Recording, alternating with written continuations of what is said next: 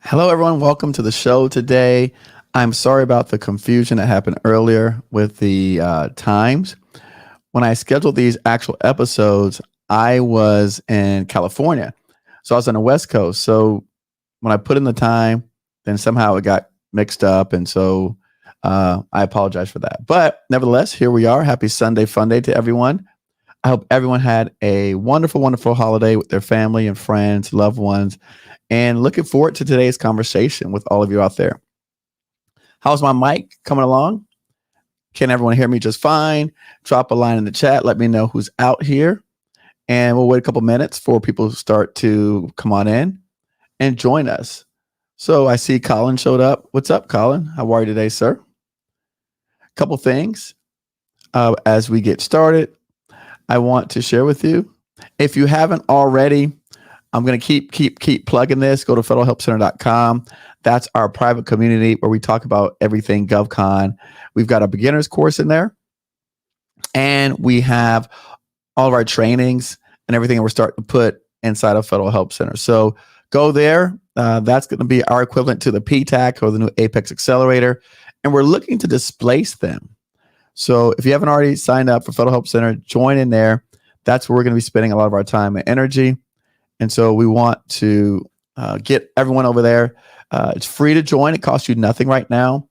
And so we're going to be doing all of our surveys and getting information. So when we are talking to government leaders and officials, then we are going to be talking about how do we advance small business initiatives? How do we start putting more dollars towards diverse founders, right? So that we can continue to build upon the successes that we've already created and established for the last 6 years. So if you have not already done it, please sign up and visit over there. And welcome to the show today. Happy holidays, happy holidays. While we're waiting for people to join us, please let us know who you are. Tell me who you are. Tell me about your business and where you're located physically, city and state preferably. What's up, Greg Adams? I see you. What's up, Tri Denson, Ada and her dog, Tavin? I see you. Sean Success Jones. What's up? Welcome, welcome, welcome, everybody. By the way, thank Yvette. Big ups to Yvette because she was the one that texted me. It was like, hey, Eric, we're waiting for you at 5 o'clock, and I didn't show it. Today's conversation, right? Today's conversation, we're going to talk about something that is interesting enough. Oh, I see L's in the building. L, you're going to like this conversation. So today's conversation, what we're discussing is mastering the basics, right? And when it comes to mastering the basics, one of the things that I failed to do, right? So research suggests that IQ can help you be successful to the extent of about 20%, and EQ, right, is the other 80%. And so we're going to talk about the difference between IQ and EQ today, and what is actual EQ, right? Your emotional quotient, perceiving, understanding, regulating emotions, verbal senses, nonverbalized stimuli, activates the fight or flight part of our brains. So that's going to be the gist of today's conversation.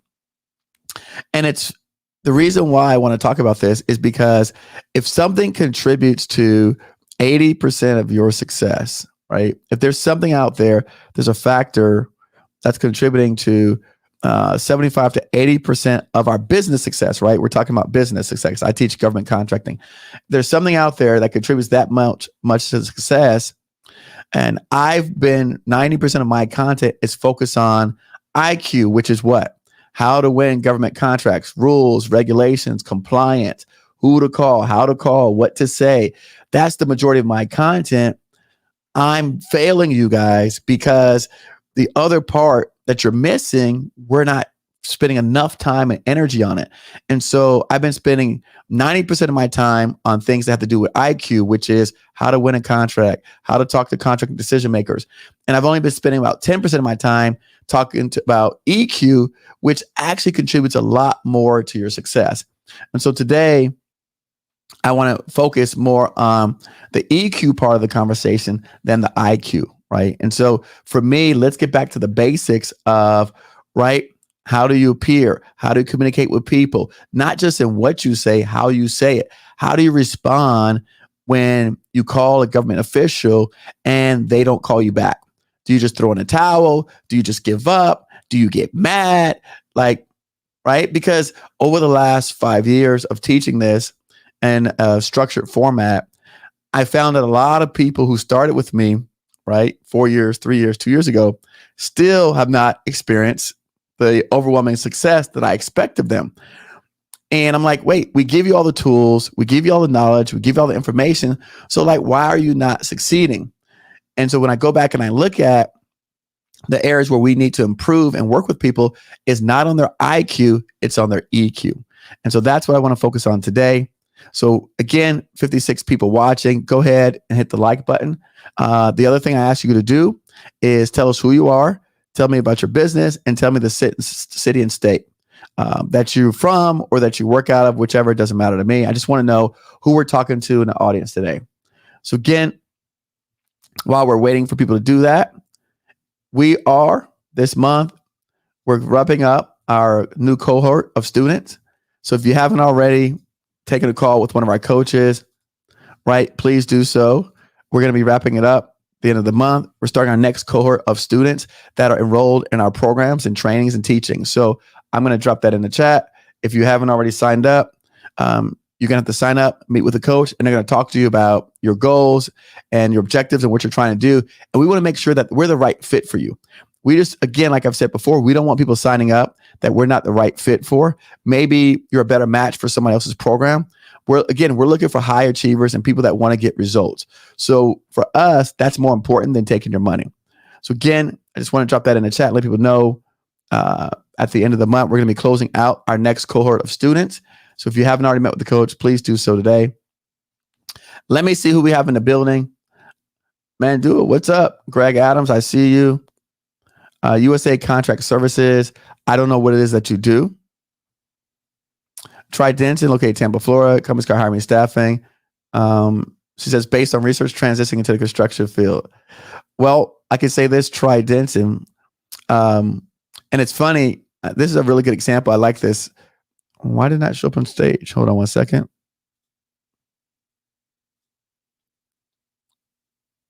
I don't want to start showing your comments. Okay, there you are. All right.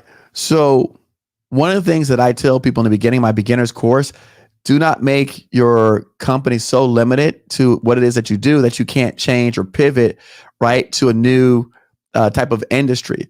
So, if your company's name Hire Me Staffing and you transition to construction, people are going to not be able to associate the two names together. So I always like to say, right, make a name that's more generic so that you're not limiting what you can and can't do. Where are we at? What's up, Yvette? What's up, Courtney Allen? Transportation. What's up, Mormar? Staffing. Again, Colorado. Gita, Orlando, commercial equipment, sales, notary. Trudy, haven't seen you in a while. Good stuff. Good stuff. All right. So let's jump into it today. I see some people while we're waiting on some other people to get on here. Let's jump into the conversation. So let's go back, right? And most of us, how many people out there, right? When we look at how to grow our business, how to grow our organization, again, like I said, we focus so much of my attention on what to do, right? The actual activities. So I've been providing you with all of the tools, right, on what you should be doing, right, based on my experiences. However, there's a lot more to it than just the tools, right? So I've been very good on the IQ side, which is the technical prowess, the expertise, the know-how, right? Logic, critical thinking, things like that. And I failed on the EQ side, which is empathy, motivation, self-reflection, managing relationships, social awareness, self-control. And so let's talk about that, right? How many people think they have a high EQ? How many people out there think you have a high EQ, right? And we're going to get into some data, statistics. We're going to look at, right, what are people saying out there? Research says, remember, that 80 It's saying 75 to 80%. 75 to 80% of business success is EQ. 75 to 80%.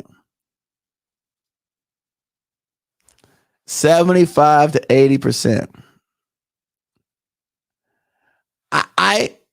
I personally, right? I personally am finding that as I advance my learning and my mastery of certain things, I'm figuring out how to stop people from basically self-sabotage. So I think this conversation is amazing because if we recognize areas where we're weak, we can improve on them and fix them. And that's the goal, right? The goal is not to critique anyone out here. It's to recognize where we lack, and then we can improve, or we can put people in place that have the things that we're missing so that we can be successful. So even if you have a low EQ, maybe you need to put a person in place, a leader that has a high EQ to be able to run the organization. Does that make sense? Has everybody followed me? So I'm here more to say, let's find out the areas where we need help and we're weak, right? And then put people in place. For one, personally, I hate bookkeeping and I hate accounting. Is that something that you need to be successful in business? Absolutely. You can't run a business without accounting, but that's not something that I want to do. So I put people in place to manage that because it's not an area where I feel like I even care to improve because I hate accounting. So if we know these things and we're aware of these things, then we can fix and address them. And I want to give you some real life examples because I've dealt with people along this path over many years, and I didn't quite recognize what was the problem. So I couldn't put my finger on it. Like, what's wrong with this person? Like, why are they not? And I want to say this, right? Because sometimes we think that things are really extreme. So everyone's saying yes, yes, yes, yes, yes, yes. You have a high EQ. Yes, yes, yes, yes, yes. So then if we've taught you the IQ stuff and you have a high EQ, then what's the problem? Like, where are you going wrong? So then maybe that's another conversation we need to have. Because if you're saying you have all of the great stuff and no bad stuff, well, maybe something's wrong. Because part of having a high EQ is what? Self-reflection. Self-reflection. Right? So maybe you're good on empathy. Maybe you're good on motivation. Maybe you're good of social awareness, but maybe you lack self-control, self-reflection. Maybe you lack those two areas. Thank you, Yvette. Right? Maybe, oh, I like this. Right? Maybe, okay. Ooh, see, I like this. I've been making popular topics for a long time. But at this point, right, it's better if I just weed out all the people that don't want to be here, right, and let them go someplace else. Because if you can't deal with this, then you're not going to be able to deal with a government official not calling you back. You're not going to be able to deal with, right, a teaming partner saying that you're inadequate or you're not good enough. The people that succeed overcome these challenges. So if you can't have a conversation about areas that you need to improve in your own personal inner beings, you're not ready for this game anyways. So I'm perfectly okay with that. So it's funny because I'm about self-improvement. Self-improvement, fixing oneself. How do we do it? What do we need to do? Let's have a conversation about that. So I don't need people who are saying, oh, I can be successful government contracts even with a poor attitude. No, you can't. No, you can't. Because guess what? Some of my stories that I've told is people and the government pissing me off. People who work for me pissing me off. People who are on my team not doing what I asked them to do. And one of the things that I've said in the past, if I just go around and start firing people, then I ain't gonna have nobody do their jobs. So I can't just take the road of let me fire everybody and replace them with new people. I can't do that, right? Because I need people to work. That's the only way I'm going to be able to scale and grow my business and be able to be in multiple places at the same and be able to get multiple things done is by hiring people and training them. But I can tell you personally, right? I've seen this time and time within my own organization with people who I've hired and entrusted to work on projects for me, and they let me down. And so a lot of times, right, what I've seen how other people handle those situations and how my wealthy friends handle situations is totally different. It's 180-degree different. That's been my experiences. So I'm here to share with you my own experiences. And also now that I know the terms and the vocabulary for it, I can convey that better and articulate that to you so that you can now, moving forward, have some sense of self-awareness, right? Because one of the things I can tell you, when I first started getting government contracts, my first contracts were $50,000, $100,000, and we never got contracts over like $200,000 or $300,000. I don't know if you guys remember me telling this story. And so I was like, why does this guy keep giving us these little bitty contracts? I think it was like 150 or something like that at the time. And so later on, I went to learn that's called simplified acquisition. I didn't know simplified acquisition. All I know is this guy kept giving us all these little bit baby contracts, and we want to grow and scale. And this particular person, right now, moving, 10 years later, 15 years later, I realized that they did not have contracting authority to award us contracts in excess of those dollar thresholds. So I didn't have any sense of understanding of what I was dealing with, who I was dealing with. So I couldn't even fix the problem because I had no other additional information outside of my own consciousness, outside of my own interaction with this particular customer. Now I'm here to tell you that I do know, right? If you're talking to government decisions makers and you ask them about their warrant, their contracting warrant, how much authority they have to sign. If you're saying, hey, I want to go after $20 million contracts, and this person does not have the authority to give you $20 million contracts, you're talking to the wrong person. Does that make sense? So same thing here. Now that I see, I've always experienced these traits with students, with people I deal with business partners. I've always experienced these things. I didn't know what it was called, right? And so we think that we understand this. We think that we know this, but I believe, because I see how people interact with me, I see how people talk to me, right? I believe that we're not aware of this and that we do not connect the dots. And so my goal is to make better business owners, to get more people looking like me into business and being successful. I don't want to just get you an LLC. I don't want to just get you business credit. I don't want to just get you to the table. One thing I tell everybody, it's easy to get a contract. It's hard to keep it, to finish it on time, and to be successful and to get follow-on contracts. I'll give you an example story. On one of my projects, right? One of my projects, we had a guy and we were working at this Air Force base. And I won this project for one of my consultant clients. Now, for you out here who want consultant clients, by the way, get the likes up. I see we've got almost 80 people watching right now. Make sure to hit the like button. We should have at least 40, 50 likes on this at this point. So I'm working on a project. And this goes great for all of you consultants or future consultants. This is important for you, even if you say that you've got a high EQ. Think about the clients and the people that you're interacting with and dealing with, because they're going to be the ones that make or break your success. Because remember, you don't control everything.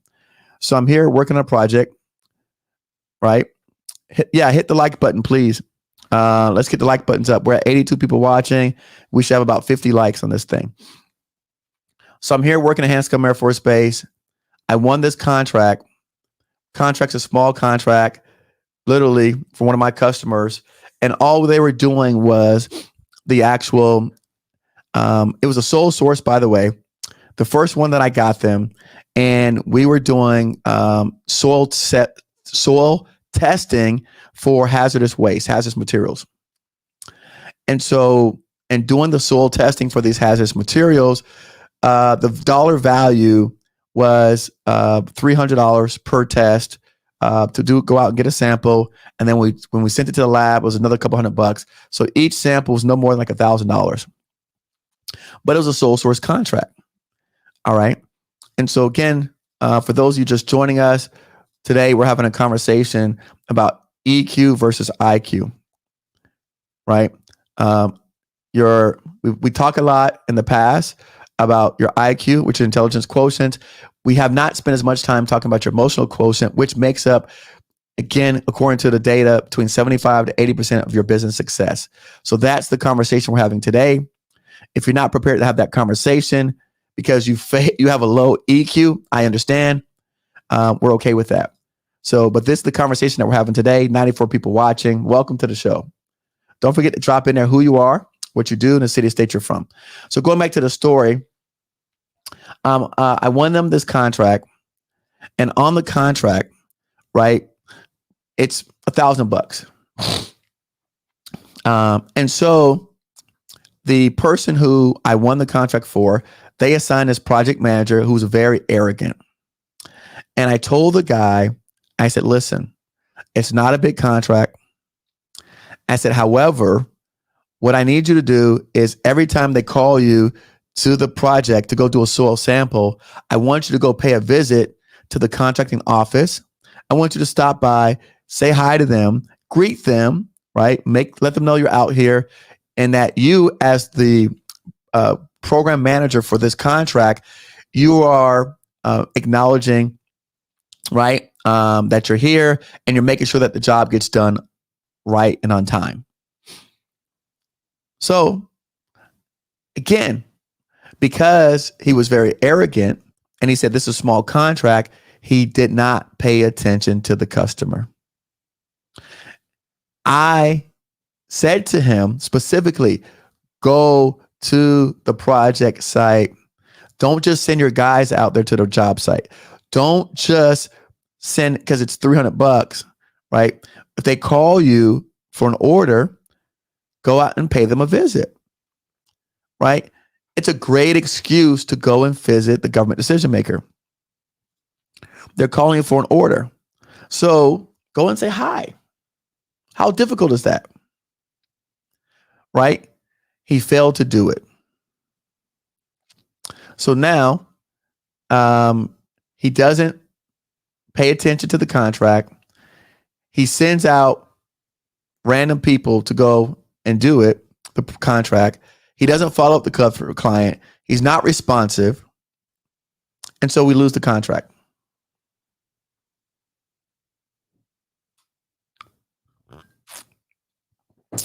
By the way, this was sole source. It was an IDIQ 1+5. Does everybody know what an IDIQ 1+5 means? For 1 year, and then plus 4 additional option years. Right? So make a total of 5-year contract. 1+4, excuse me. So he lost that contract. Now, when we talk about, right,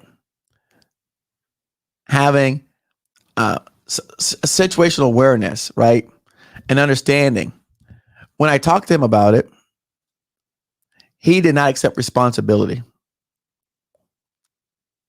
He never accepted responsibility. Okay, check this out. Now, the same company, right, who I got to, this is the first project on Hanscom Air Force Base. The same company, the owner who was giving us free reign to use his small business search to go out and get contracts, that same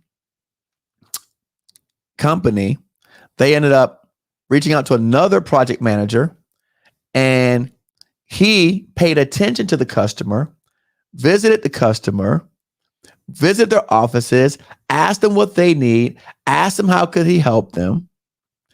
And till this day, they are giving him sole source after sole source after sole source after sole source after sole source.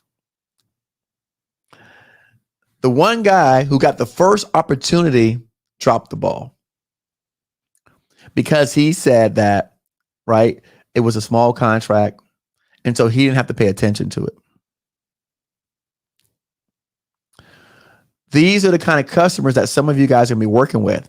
So you need to be aware of even the people that you're dealing with and as partners, as clients, right? As people that you're doing as consulting for. Because if they take this type of stance, then you're going to also suffer and you're going to be wasting your time and energy as well. Does that make sense? Yeah, Alvin, that hurt. Okay, that's one example. Same guy, right? Now, remember, this is my client, my customer. He's assigning the people he wants to run and manage these projects. I don't pick the people. He's assigning them. So we get another project. Sorry about that. We get another project. He assigns to this guy. And I tell the guy, listen, the person who gave us this contract, I spoke to the contracting officer. This was not a sole source. However, when I pulled it up and talked to the person, they said that no one had bid these contracts. And if I would bid the contract or I would agree to bid it, they would extend the bid deadline so that I could bid the contract. So that's almost like a sole source, because if the person is saying, hey, I'll extend the deadline so that you can bid it because no one had bid it previously, that's pretty much like a sole source. So we get the contract, nobody bids it, so we have to negotiate it. We negotiate it, we talk to the person. Now, remind you, I'm dealing with the person actually signs the contract. So I'm dealing with the contracting officer who actually signed the contract, who happened to be in this particular agency, doubled as like the small business liaison person, right? So we win the project. And when we win the project, they then assign it to, right, on the government side, assigns it to a project manager. And then they have a person that manages the actual, like the superintendent. And then they have a person who is the like field representative. Same guy from my company. And I tell him, listen, you have to keep the people happy. You have to keep the government decision makers happy, right? This guy gave us a contract and he told you he needs his paperwork on time. He needs it in this format and he needs it by these dates. You agree to all these things, right? You agree to this. So he goes, yep, Eric, yep, no problem. I could do it. We're going to do it. All right, cool. What do you guys think happened? What do you think happened? He decided that the paperwork, right, was not as important. He made that decision himself, even though I told him, the government decision maker told him. He made a decision that he was going to focus on having a good job and getting the work done on the project. Right? Eric, he ordered all materials. He coordinated all the subcontractors. He's like, this project's going to be immaculate. Right? But he didn't submit the paperwork on time. He did not comply with the submittals. He did not comply with signing in forms, agreements, quality control plan, safety plan. He did not get that to the people that worked in the office. The people that were in the field side, he kept those people were happy with him because it looked good. They cleaned up every day. They got contractors coming in and out. There's a lot of production going on. But this paperwork is where he lacked. And so fast forward, we're going to fast forward to the end of the story. When we finished the project and I followed up with the government as someone from the executive team about how we perform, the contracting officer representative said that they would not hire us for another project. Right? So it's not just us who we have to worry about having this, right? It's the people that we have work for us. It's our staff.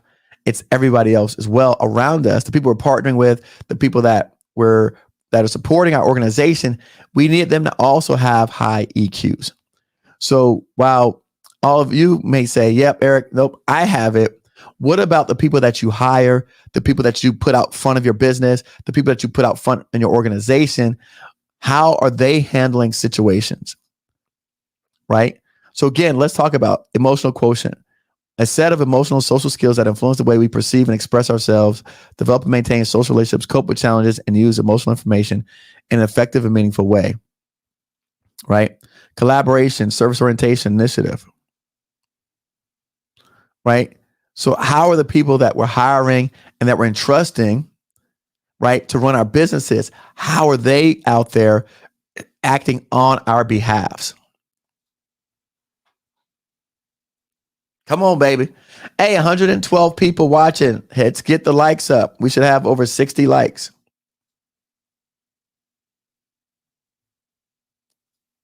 All right.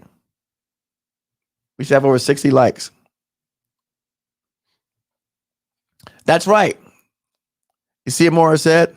The governments are a stickler on timely submittals. Trudy says, this is embarrassing. Absolutely. We, all of us, I'm telling you this from experience. I'm not telling you guys because I want to just talk about some random things. I want to tell you guys so that when you see it start to happen and within yourself, within your team, within your partners, you can recognize this and cut off the snake from the head. When people come to me and say, Eric, I have this consultant client. He did this and this and this and this. You know what I say? Fire him. But Eric, he has these other good traits. I say, yeah, but he's not going to make a good consultant client. Fire him right away. Listen, I love to be hopeful for people. I'm the most optimistic guy you will meet. Right? But you cannot let people stand in the way of your success. Y'all hear me? You are allowing other people to stand in the way of your success. And please do not come to me and then say to me, Eric, that this person did it. It's their fault, right? You hired him, or you entrusted your business with him, or you went partner with him. You know, you had some sort of ties to this person. You don't get to use that excuse with me. Goes back to the chart. Let's go back to the chart. Self-reflection, right? Self-control. If the people don't have these things and you decide to go into business with them, that's on you. That's on you. That ain't on me. You don't get to use that excuse. All right. So hold on. I'm about to drop. This is what definition. I'm about to drop this in the chat. Emotional intelligence, otherwise known as, right? Emotional quotient or EQ is the ability to understand, use, and manage your own emotions in positive ways to relieve stress, communicate effectively, empathize with others, overcome challenges, and diffuse conflict. Okay. Ability to understand, use, and manage your emotions in positive ways to relieve stress, communicate effectively, empathize with others, overcome challenges, and diffuse conflict. This person that I gave an example of did not communicate effectively. He did not empathize with others. He did not overcome challenges, and he sure as hell didn't diffuse any conflict.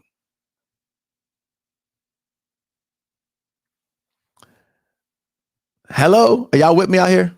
If you with me, put a heart in the chat. If you're feeling what I'm saying, put a heart in the chat. This not only applies to you, it applies to the people who you empower to run your organization. Because they are your face when you're not there. They are your voice, they're your eyes, they're your ears when you're not present. And they're going to be the ones that dictate how far you go. And if they're failing on this, I'm telling you, you're going to fail. Right? Think about that. Right? I told him, let me tell you why the customer was pissed. Not even like the reason why they said they were pissed is because he had no sense of self-awareness of the government persons in the office, the things that they had to report back to their superiors for their payments to justify their jobs, to make sure that they are doing what they're supposed to do to keep their damn jobs and to get bonuses and raises and all this other stuff. So he did not have any consideration for them. So when you act a certain way and you decide that you want to follow your own sets of rules, you want to go off course, you want to go off track and do what you want to do, you have zero consideration for the other person whom, right? We need to make them look good. Our job should be to make the government person look good. That's your job. I don't care what happens.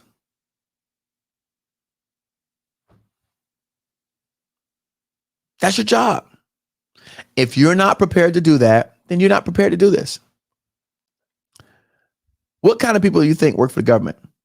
Do you think that the government employees have high emotional quotas or low EQs? How many people think government workers have very high emotional quotient, most intelligence, EQs? Or do you think they have low EQs? Right? Do you think that the person that works at the food stamp office or the driver's license office, do you think that they're very good at communicating? Do you think they're very good at empathizing? Or do they tell you, go stand in line, go over there? I don't care about your problem. I don't care that you, right? So if you know that you're dealing with a person on the other side that has a low emotional EQ equivalent, right? Then it's your job to, right, help them, right, diffuse the conflict. That then becomes your job. And so the reason why they would love me is because I'm really good at that. I don't try to make them feel bad or look bad. I don't try to throw nothing in their face, even when they do wrong. But you guys want to be right. You want to prove something and you lose the war. You can win the battle, but you lose the war. I don't do that. Right? Again, let's put this up on a chart. Right?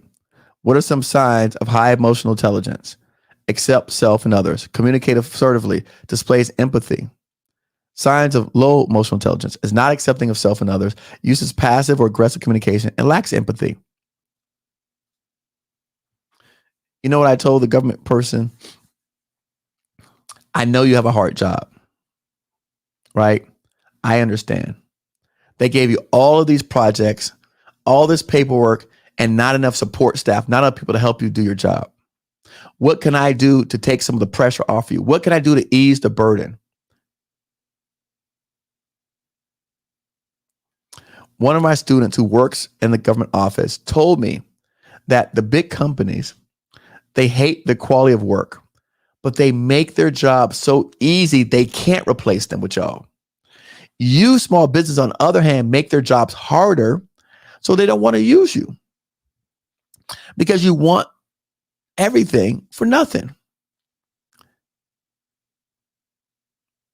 So if you understand the person on the other side has a low EQ, the people that you're dealing with, then it's your job to basically try and help work through whatever issues that they're dealing with so that they say, you know what?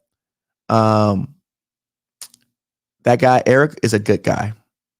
You could be a bad guy, but because you have a high EQ, You know how to handle situations. You know how to have self-control, right?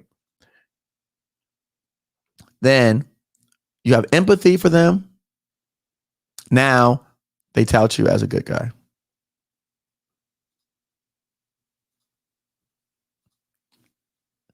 Remember, let's go back to the beginning chart. Let's go back to the beginning chart. I said, right here. IQ determines 20-21% of your success. EQ determines 70-80% of your success. I see L Martin on here. Where you at, L? I saw you on here. L, I can't wait for you to come tell your story.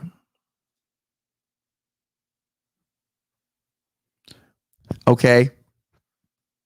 So, Elmar says, as we onboard new clients, EQ is displayed while courting, and we professionally cancel teaming partners that fail to submit our checklist of corporate documents in a timely manner.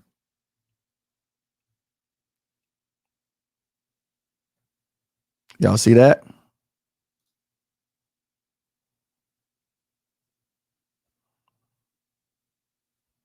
Guess what? I do the same thing. I do the same way that the government does me. That's how I do people that we hire. If you cannot get me your documents on time, how do I expect you to get my project done on time? How do I expect you to do the rest of the things that I need you to do with this project on time?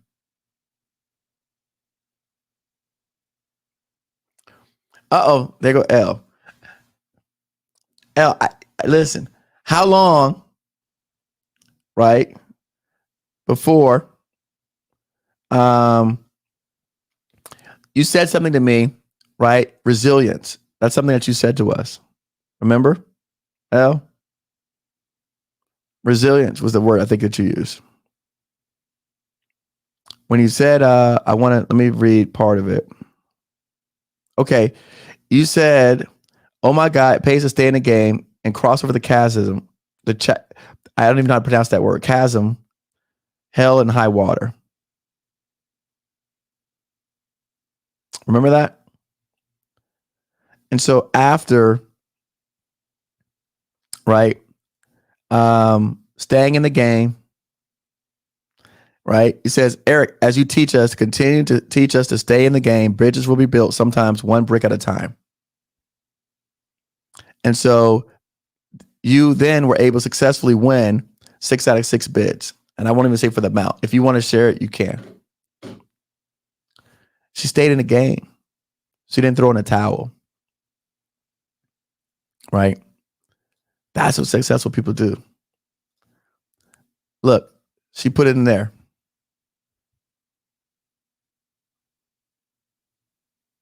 We cancel our first 5 clients out of the gates, 20 million a year and a 56 million a year person. You do not, you know how many people said to me, right, Eric, I can't cancel that person. Why not? They're wasting your time. Of course you can. You're not going to be successful with them anyway, so you might as well move on to somebody who's ready, willing, and able.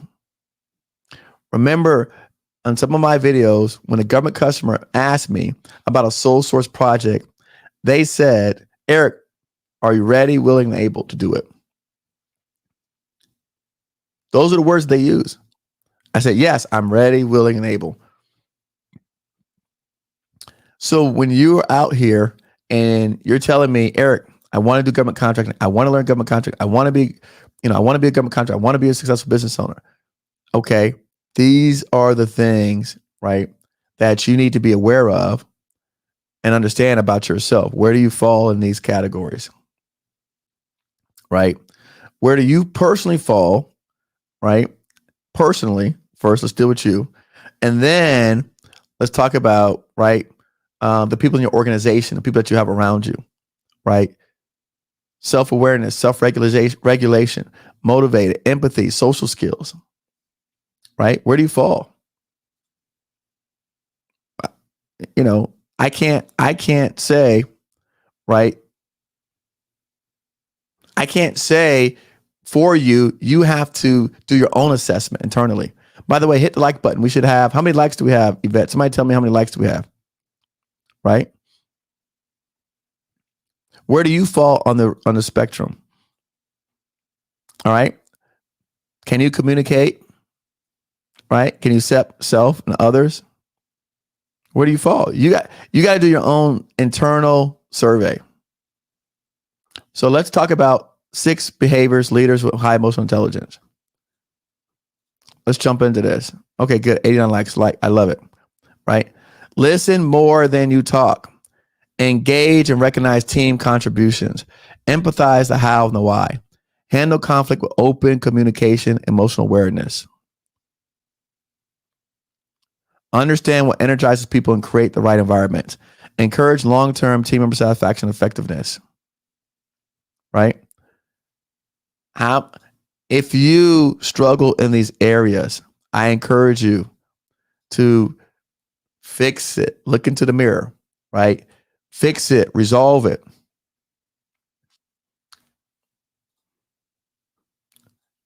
Look at Jerome says, Eric, you always say number 1. Of course, if you listen to the customers, they'll tell you the answers.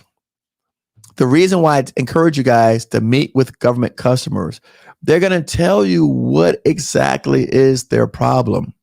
But if you're too busy shoving your paperwork in their face, telling them that you're a woman-owned business, telling them that how many certifications you have, telling them about all the great things you are, you can't listen for their problems.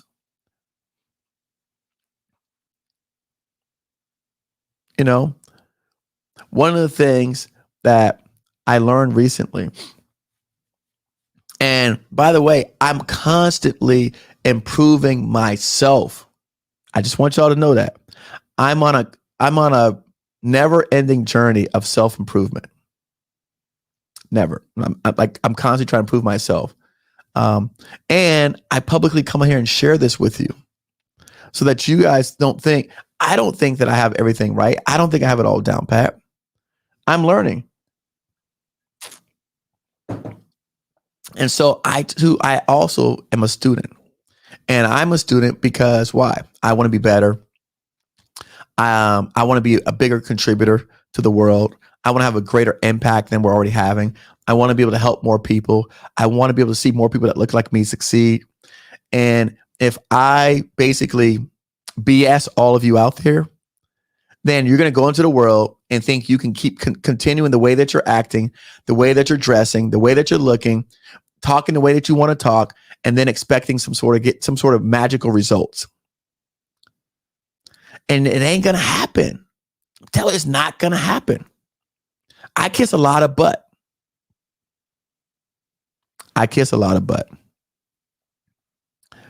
You know what it feels like when I'm representing someone's company and the contracting officer tries to reach the owner, and the owner doesn't call him back.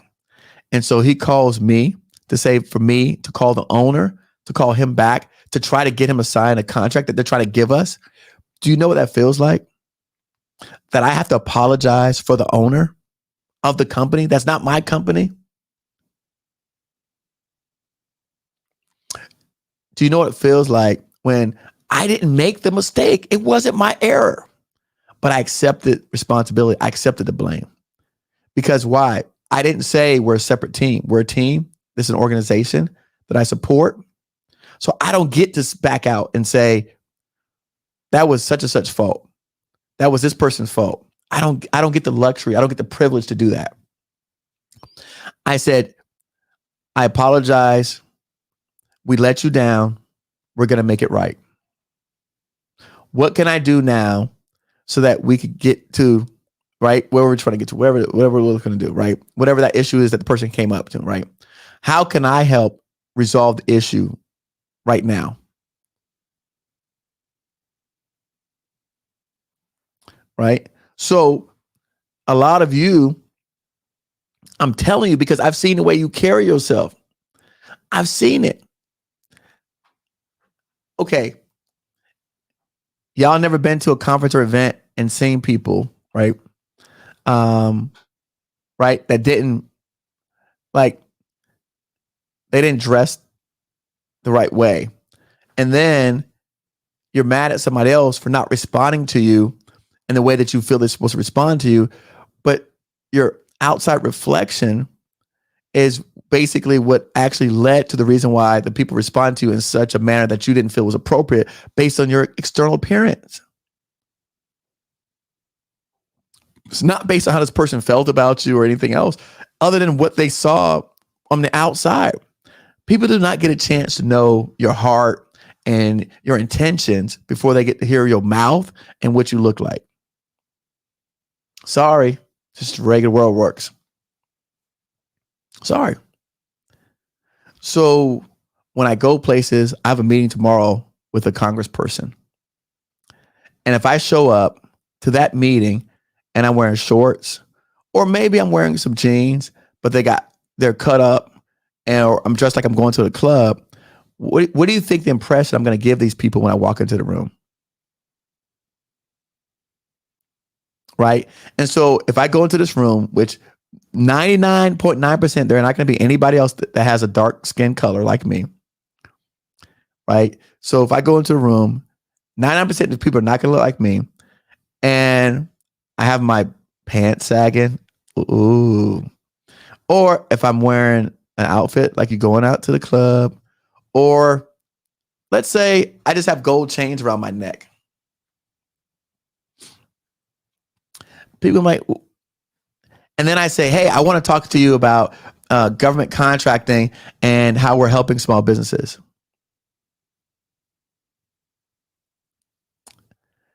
You know, the people, what do y'all think the people are supposed to do to you? What do you think how do you think they're supposed to react? So that's why I said, let's master the basics, because all of these things we're talking about today, you have within your power to fix, and they don't cost you anything. It's free. It's free. Right? How many people, Colin, I see Colin's in here. I see Trudy's in here. How many people, all right. Ooh, Karen said labels all over your clothing. That's a good one. Right. Look. But wait, Karen, the problem is, I don't have a problem with nobody wearing anything. You can wear whatever you feel like wearing. Just don't complain about the results that you're not receiving because you're choosing to have your own unique style. That's all I'm saying. I'm not telling you what to do. Just don't complain about not getting the results based on other reasons and blaming other people because you're saying, I'm this, I'm that, I'm this. Like, I'm so sick of that's the part that I hate, is that we automatically start using like the race card when it's not the race card. It's how you carried yourself. I just came back and from Dominican yesterday with my family, right? On our vacation. And this lady came on the plane and she had an attitude. She had an attitude when she boarded the plane. And we saw it. And she made sure people saw it. And so then, right, same lady, attitude, coming on the plane. Then she tries to go into the first class, like bathroom, even though they had the curtain and everything up. And the guy sends her back from the first class bathroom. And so he says, look, the bathrooms are in the back. She goes, let me find out they got another bathroom up there for these people. Nobody else has a problem with saying, hey, this restrooms are like, this is, if you've never flown on a plane before, maybe you should look up how to fly on a plane and etiquette, because that is perfectly acceptable. But then, right, they met another person that was a different color go into the first class bathroom. Now, I saw the whole thing go down because I was sitting 2 rows back. And so I saw it. And the lady said that the flight attendant told them to go to that bathroom. Guy let her through. What do you think happened to our people when they saw that? They went slap off ran up to the guy, start cursing the guy out, berating the guy with no context of the situation. Zero context. And that's what I feel happens so often with people that are in the disenfranchised community, is that we are not putting ourselves in a position to win. And then we're complaining about other people and how they're treating us, and how how they're not treating us, and how we're not getting service, or how we're not getting the results that we're looking for. But we're also not putting our best foot forward in terms of, let's go back. What does the thing says we should be doing? Like, what does number one say? Listen more than you talk. Of course, Karen, she made a scene. Yes, she made a scene. Absolutely right. But look, number one says, listen more than you talk. They weren't interested in listening. They weren't interested. Right? The person had zero interest. So all I'm saying is this. I'm here to tell you, and I've been saying this a long time, the government does not discriminate. And I'm not saying there's no discrimination. Clearly, there's discrimination out here. We know that. But everybody's not out to discriminate against you. Yes. I know discrimination exists. Every 4 or 5 years, somebody reminds me.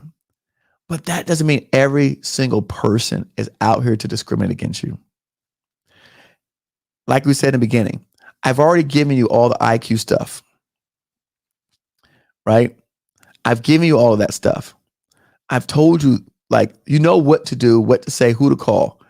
However, on the other side, right, the EQ stuff is where you're falling short, right? So let's look at this chart. Signs of low emotional intelligence: being argumentative, blaming others, right? Emotional outbursts, not listening. This is something I cannot teach you how to do. You have to do it yourself. I can't teach you this. All I can do is point out the obvious.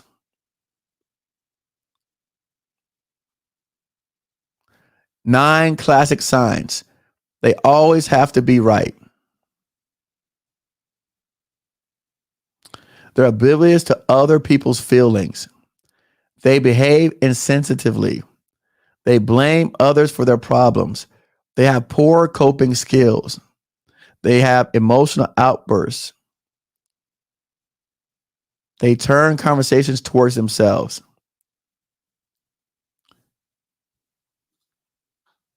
Ladies and gentlemen, if you're going to play this league, you got to fix that. You got to develop a high EQ. You got to develop a high EQ.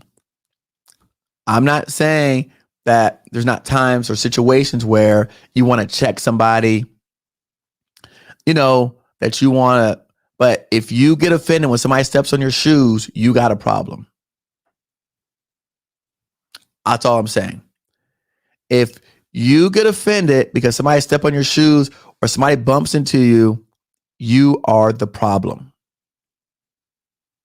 That's what I'm saying. If that offends you, you need to check yourself at the door. Maybe you need to stay in the house. Because guess what? The world's not centered around you. And all of these people, all these companies, all these, the amount of work, the amount of people that you have to coordinate to make these things work is so many conversation interactions that you cannot win every single conversation. You cannot be oblivious to how other people feel and expect to win at the game of federal contracting. You can't. You just can't do it. This doesn't work. You don't get to blame, right? I'm not saying the government's not going to do anything wrong. They make mistakes. You know, it's interesting. There's a chart up here. Let me find this chart, right? Um, let's talk about some other areas. By the way, just so you know, again, we'll go back to this, right? We'll go back to this, right? Research shows IQ helps you be successful. Extent of 20%. 80% is your EQ. 80% is your EQ, right? That's your success. So you cannot go into business and just think you can have a crappy attitude. You don't have to be sensitive to other people's feelings or needs, and you're going to win at business. Can't do it. I mean, you might as well quit. I'm telling you now to quit. I'm telling you right now to quit. Listen, I love y'all, but it ain't even no point in signing up for my program because I can't fix stupid. I can't fix people that want to win conversations. I can't fix that. I can't fix ugly. I can't fix people who don't want to carry themselves the right way. I can't fix people who don't want to accept when they make mistakes. I can't fix that. So it doesn't matter how much things I tell you, what to call, who to call, what to say, how to say it. If you go to a meeting and you get mad at the person because you stood in line to meet with this contracting officer and they didn't meet with you, and so or somebody skipped you in line and you get pissed off about it, I can't fix that. I'm gonna show y'all something funny. I like to make y'all laugh. I got to make y'all laugh today. I can't just make y'all depressed. So, one of my tenants moved out of my house the other day, right? So she moved out of my house. And hold on.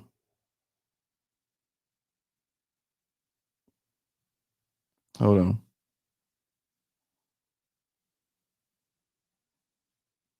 I'm gonna show y'all some funny stuff. Y'all ready to laugh? Y'all know. Listen, one thing that if you ever get a chance to spend time with me, I'm a really silly person, like really silly. So I like to have a good time, and I also like to talk a lot of trash. So, anybody who came to my event knows, like, I'm a clown. Like, really, I'm a clown, and that actually is funny. I think that's one of my superpowers. Like, people can't even offend me. Did anybody see the what I posted recently? I'll share it with you. But my nephew, who's adopted, you guys see my picture of my nephew? I'll show you the pictures later. Well, no, bump it. I'll show it to you now. I'll come back to this November 6th pictures. So my nephew who's adopted, right? Let me go back and show you. So I don't know if you guys are aware, but one of my customers, he's got a villa in DR. So we went and stayed there for this past week for Thanksgiving for my family. Hold on. So I'll just take you through real quick some of the pictures. But so we stayed in DR with my family. So this is us. We actually, because we were flying out like before Thanksgiving. Now I saw what you posted. So before we were flying out before Thanksgiving, CBS did a story on us on the news, and I'll show you. Come on, Google. Where's my nephew at? Where's he at? All right, this is him right there on the left in a white shirt. Let me see if I can get a better picture of him. All right, there you go. So that's my nephew and his sister.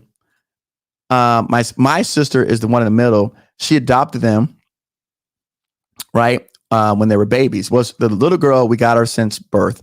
But him, I think she had him since he was like 1 year old. And so this is us going on a trip, and we just came back from DR.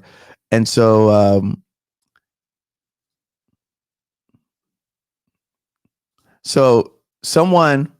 another kid told him, oh, Tracy saw the answer. Tracy already saw it. So this kid told him that they felt bad that he was adopted, right? Another kid his age. And he says, don't feel bad for me. I get to go on a bunch of cool trips and vacations. He goes, I feel bad for you because you don't get to go anywhere. And that was his response. Come on, man. That kid's got a high EQ, And I'm the same way. That's the attitude I have. People try to offend me. I don't get offended, Now, let me go back. I had to say that, but let me go back to the story that's funny. Hold on. Let me go to a funny story.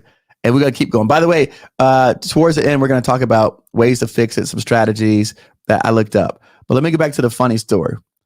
And by the way, oh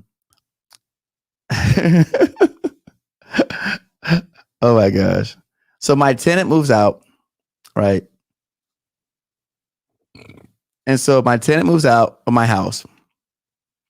I got to go drive to do an inspection. So this house, remember the house that I showed you guys last week that was $40,000 that I bought? Remember the house that I lived in when I first started doing YouTube? So my tenant that was living in the house, I've been renting it out, and she basically moved in after I moved out of the house. So my tenant who was living in the house, we do the inspection for the house, and I go in there, we meet with the Section 8 person, and then my property manager comes over, and we do like a home inspection on this house. And do I have a picture? No. Well, so I have this picture. Either way, so we go out, we do an inspection on the house. Here we go. This literally happened like, I think it was November. It was recent. So the lady basically destroys the house, which is fine. I don't really care. She lived there for 3 years. She totally destroys the house, destroys the backyard. I mean, she was selling dogs and all this kind of crazy stuff. So she like all this was grass area. And then her dogs basically, she had these big old dogs. They just tore up the whole yard, everything like that. So yeah, the one I bought for $40,000, correct. Yes. L, my EQ is 100% off the chart. That's right. It is because I'm just so grateful that like of all the things that I have, I'm so blessed. So yes. So either way, so she destroys the house. Cool. So we go in and we're looking at, that's my property manager. And so we go in, meet the lady at the house. We leave. Everything's fine. Right. So then the neighbor, because this house is like, remember I told you guys, there's not a lot of houses in these communities. And so there's not a lot of people that want to rent the Section 8. First of all, there's not a lot of houses. It's a small community. There's no a lot of houses. And then a lot of people don't want to rent Section 8 because you can get the same rent from a regular person. Like in that zip code, Section 8 doesn't pay a lot of money like it would another place. So one of the neighbors wants the house for her son. So like a lot of people call my sister owns other properties there, and I clearly don't give my phone number. So my sister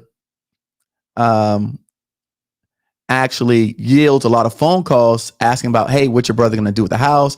Who's going to rent the house out to? All this kind of stuff, and asking for my phone number. I says like, look, I don't give out my brother's phone number, right? But these people don't know what I do, like this stuff. They just know that I own, real estate properties. So somebody who wants the house sends me a picture of something that my tenant posted on Facebook about me. Oh, yeah. Hey. Yeah, listen.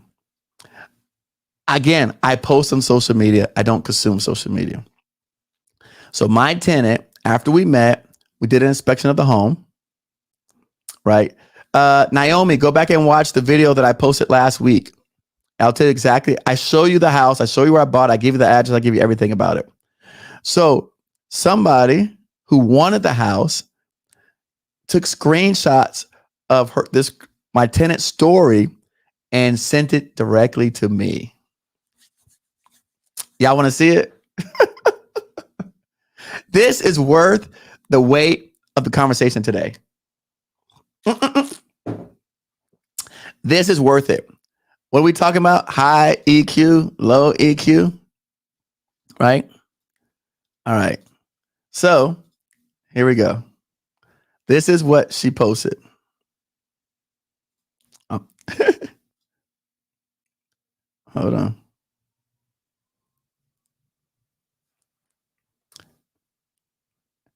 Y'all read that?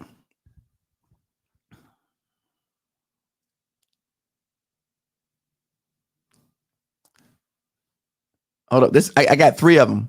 Let me know when I finish reading the first one.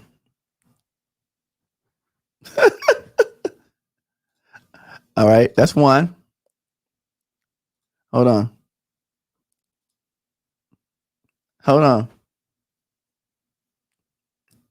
Y'all want me to read?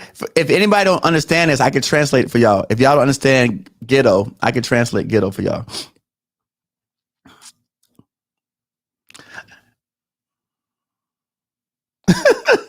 Anybody? When did I become a fuck nigga? What is that about? Oh, somebody said I can't view the image distorted. Let me see if I can zoom it in. Can you read it now? She says, I cussed that biatch, cleaned the F out. He mad at me because I packed my S and got the what out of his raggedy stuff. Now he got to fix this S. I was complaining about karma is a biatch and S. Hold on, wait. Oh, wait. Where'd it go? Stop. Okay, wait, here. I don't know what's going on with my Google Photos.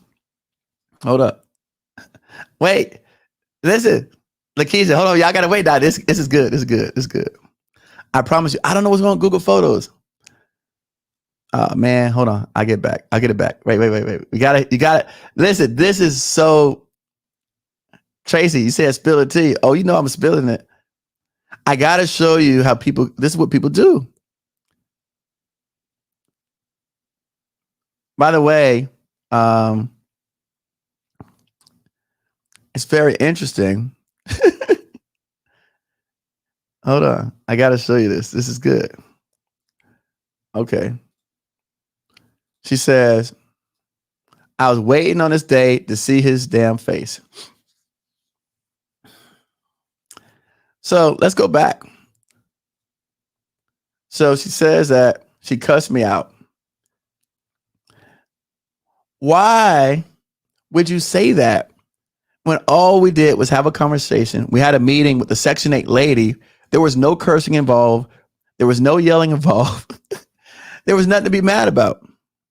Why would you go on Facebook and tell somebody that you cursed me out and I'm madder than you and you packed your stuff and got out this raggedy house? Okay. Now he got to fix this. You know what? That I'm complaining about. Karma's a what? You effing really? I rented a house for you for 3 years. I gave you a place to stay. We have no problem repairing anything. Now wait. So now to the funny part. Hold on, wait. So she's asking for her deposit back, right? This raggedy house. Okay, cool. No problem. I got you. So somebody sent me that. Hold on. Wait. This y'all people now. Okay. So this is a text the other day. Hey, Eric, do you remember my sister that passed away? I think you met her daughters too. She has a voucher and she needs a 3-bedroom house. Can you please put her there? Yeah, I remember she passed, not her daughter. Okay, so daughter, the one that came to her house with her when I first met. Her name is this. Can you put her in your house?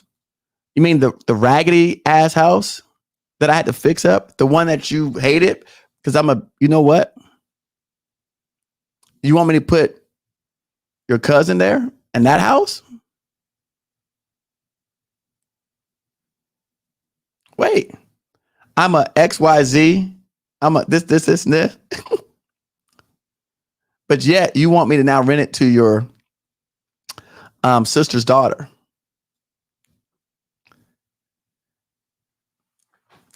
Look, this is what people be doing out here. They out here on Facebook trying to get points with their friends. Hey, I told you I was gonna make y'all laugh today. I promise y'all a good laugh. I promise y'all I was gonna give y'all a good laugh. Did I do a good job? Can I look? How in the world are people going on like this and carrying themselves? Hey, you are 1,000% correct. She did not put up the deposit. She received assistance to pay her deposit. So she didn't even put up deposit. So they just try to get free money for nothing.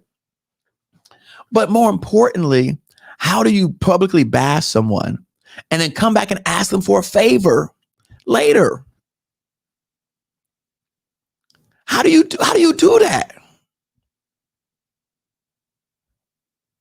How do you publicly bash a person and then come back and in the same breath ask them for the favor? By the way, where did the name calling come from?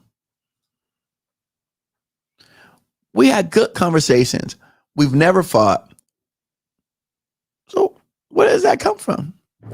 Hey, what you say? You can't make this up. I had to show y'all because this is the stuff when we talk about, right?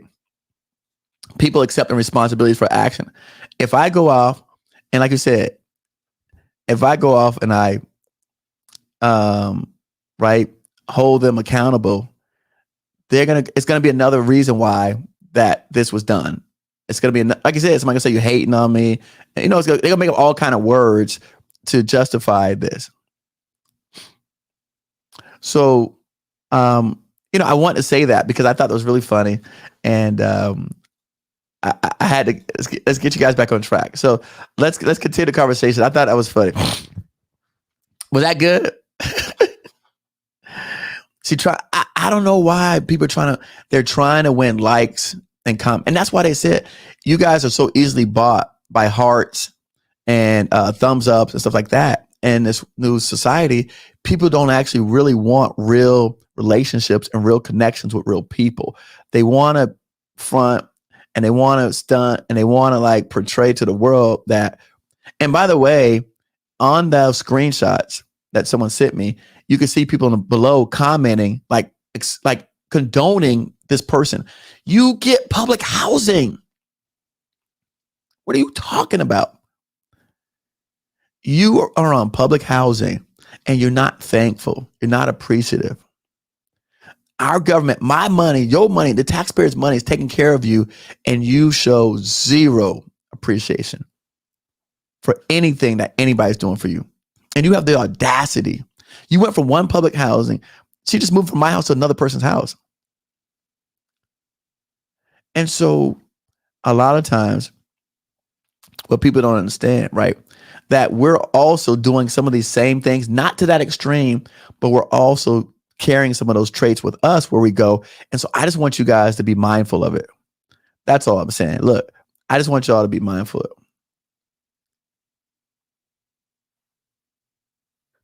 So let's talk about this. So we can I want to get all my people on track, and then we got to get out of here. So, all right, 11 behaviors that you want to eliminate from your repertoire, right? 11 behaviors you want to eliminate from your repertoire. Number 1, get stressed easily, right? Limited emotional vocabulary. I think we saw that, right? Make assumptions quickly and defend them vehemently, right? Anybody out here does any of this stuff? Hold grudges. Don't let go of mistakes. You often feel misunderstood. You don't know your own triggers, right? You blame other people how they make you feel. You're easily offended. Like I said, my nephew could have handled that situation totally differently when they said, "Oh, you're adopted. I feel sorry for you." And he said, "Don't feel sorry for me." Hell, you know, we didn't hide the fact that he's adopted. He knows he's adopted, but he also knows, right, that he's privileged and that he's fortunate because he gets to go on trips and vacations and stay at nice places. I don't know if you guys saw the house. I had to tell my nephew to not go to school bragging so much about what we did this past week because he got to eat at nice places. He got to right. Um, and I said, look, don't tell the kids, right? So maybe just for those who haven't seen, I'll share real quick. Right, that's the house we stayed in. That's my buddy's house. That's my little nephew walking to the ocean from the backyard of the house that we stayed in. Okay, that's them standing out there in our backyard looking at the ocean, watching the cruise ships go by from your backyard. That's him and his little sister. Okay. And then, like just, and then because they had a wedding in this house, that's them swimming in the pool. Look at their view. So I said, look, just tell the kids you went away for Thanksgiving. Don't tell them that you talk about, he said, I'm going to tell the kids I stayed in 2 mansions. So we had to move out this house because it was rented. So we moved from this house to, this is us taking a family picture. I'll just show you guys if you didn't see it. So that's us this past week taking group shots. They went to Ocean World. They watched dolphins. They went swimming. They went teleférico. I mean, they did everything. We did everything we could do in 5 days. So then we moved out of that house and we moved into this other house here, which was another 10-bedroom house with pools, 3 kitchens, you name it. It was everything. So he's like, oh, which mansion did you like better, this mansion or the other mansion? But so again, that's what he's saying. Don't feel bad for me. I go to fancy dinners. I eat crab. I eat lobster. I eat steak. I eat whatever. I eat oysters. This is us with my niece, which basically is my daughter, taken care of. So that's a little bit about what happened. Oh, you like the pink? No, it was in Puerto Plata. We did no cooking. We had staff that cooked for us every day. So we did no cooking at all. We had staff that cooked for us. I mean, they do everything at the house. So they cook, they wash your clothes. So you go home with clean laundry. And you basically just enjoy. And that's it. And then I got upgraded to first class. So I gave my mom my first class tickets each way. But nevertheless, I'm actually trying to teach him to be more humble to the kids so that they don't get jealous of him. But when they start talking trash, he just he got some comebacks for them. So I'm like, look, Joe, just don't, take it easy. Don't say nothing. But nevertheless, let's go back to the conversation. All right. Somebody said 11 is interesting. You're easily offended. Well, think about it, right? It makes sense. If you are dealing with a customer or a client and, the government person says, your guys didn't pick up this trash or they didn't sweep the floor. And you're like, yes, they did. And then you try to go off on the government person. How is that going to help you in business? Like, what benefit is that going to serve you to go off on a government customer client? So when you're saying to me, Eric, well, I can I can be one way over here and another way over there. That's not really true. You usually take yourself wherever you go. So I don't know, Victor Investor, that your comments deleted. I didn't delete any comments. So usually you take yourself wherever you go. So if you're saying that you have some of these qualities that you may deal with in your personal life, right? But you can change it, you can code switch in your business life. It's really not very true. I'm sure that if my tenant learned that I discovered those posts, she would wish she could take them back. So I just want to say, like, hey, if you see these things and you recognize them in yourselves, you may want to just be more cognizant of that and see how you can work on improving. People with high IQs balance good manners, right? Right? Good manners, empathy, kindness with the ability to assert themselves and establish boundaries. When I go places, yeah, hit the like button, please. Right? You guys have never seen the stories where on TikTok or Instagram where they said that a CEO will take out a new hire to dinner to see how he treats the staff? Have you guys ever heard of people doing stuff like that? Right? So he wants to hire a president of a company and he wants to see how do they treat people that are subordinate to them. Because that speaks volumes. Because he doesn't want somebody that treats the subordinate people poorly. And he only treats people of their value and their status and their position of authority with kindness. Right? Because unfortunately, we got to work with all types of people out here. And if you're telling me, if you basically throw something on the floor for the cleaning lady to clean up, right? But you're nice to me, I'm going to think you're an asshole everywhere you go. So you can't treat me with kindness and treat the cleaning lady badly. You can't just empathize for people who you're trying to win over or do business with or have a working relationship with. You got to kind of empathize with everybody. Right? And it says this tactical combination is ideal for handling conflict. When do we not run into conflict? We're going to run into conflict in everything that we do. Emotionally intelligent people remain balanced and assert themselves by steering away from unfiltered emotional reactions. Don't write the email. Don't write the email if you're pissed off. Hold back on the email. Ooh, what does it say? They enables them to neutralize difficult and toxic people without creating enemies. I do it all the time. My nephew eliminated that person who was trying to be toxic. He neutralized them. He killed them with kindness. Hey, don't feel bad for me. I go on trips. I go on vacation. I eat fancy dinners. What are you going to say to that?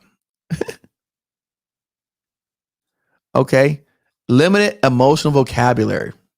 Ooh, this is tough. Right? We all experience emotions, but a select few of us who can accurately identify them as they occur. Research shows. So, what does it say? People with high EQs master emotions because they understand them. They use them extensive vocabulary to feelings to do so. While many people might describe themselves as simply feeling bad, or emotionally intelligent people can pinpoint where they feel irritable, frustrated, downtrodden, or anxious. The more specific your word choice, the better insight you have into exactly how you're feeling, what caused it, and what you should do about it.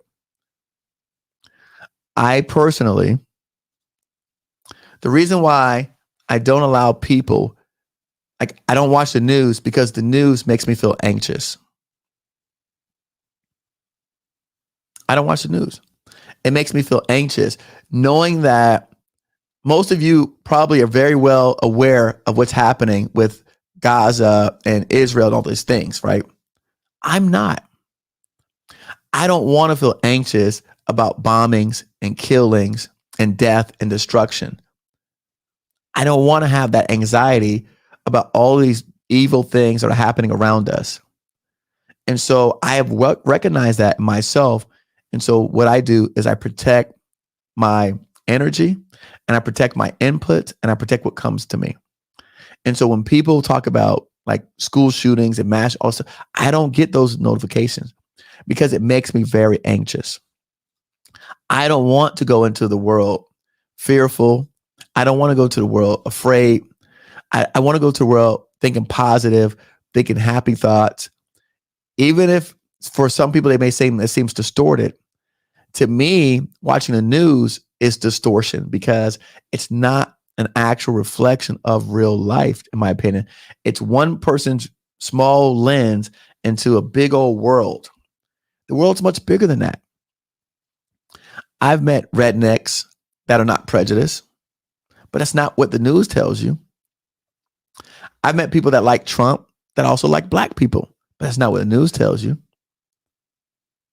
I've met Republicans. I've met people on both sides of the aisle. I've met Democrats that don't like black people, but that's not what the news tells you. So I don't use that stuff to filter my worldview through. And I think that a lot of us, if we did less of that, right, we would be able to gain a much wider perspective on people and things in our environment and be able to carry that with us in our attitudes and how we handle situations.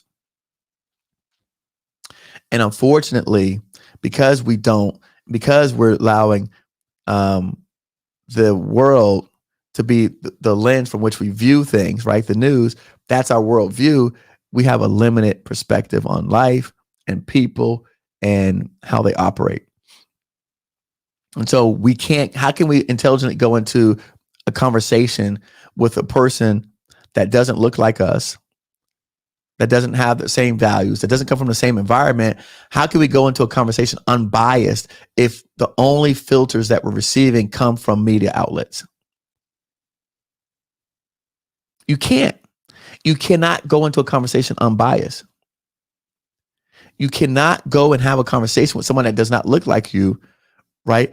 If you're thinking that because you come into their office and they have a Trump shirt or red hat or a Confederate flag, that this person immediately is going to hate you or not want to do business with you or not want to give you a chance because that's what the news told you. You didn't give them a chance. I'm not saying, see, what they teach you is be tit for tat. Oh, if they treat me this way, I'm going to treat them that way. That's not how successful people operate. That ain't how they do it. That tit for tat stuff ain't going to work. Look. Let's go to the next number. What does it say? Number 4, you make assumptions quickly. So you walk into, do you know how many times on my project, that construction, where I walk into a trailer, people want to express themselves, and the stuff I'm telling you is not made up stuff. I walked into trailers, construction trailers, and the people have Trump hat on their desk. They have a Confederate flag on the wall. What am I supposed to do? Tell them to take it down? Tell them it's offensive? Yeah, that's what cancel culture teaches y'all. That ain't the real world. That ain't the real world. I don't get to go into these people's trailers and say, hey, look, that sign is offensive. Take it down. Or I don't get to come in there and carry myself in a manner that says, oh, well, this guy got a Confederate flag, so he must hate black people. So I'm not even going to deal with him. No.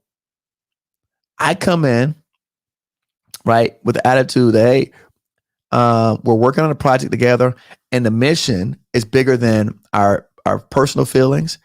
And the fact that this guy likes something that you don't like has nothing to do with it.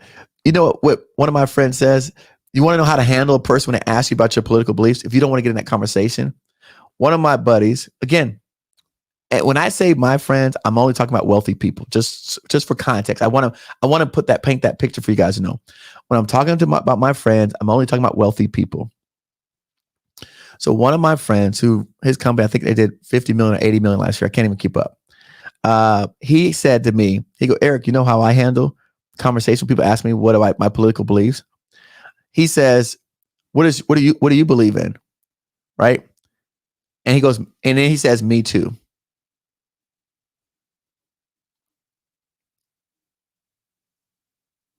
So guess what? You don't have to answer the question.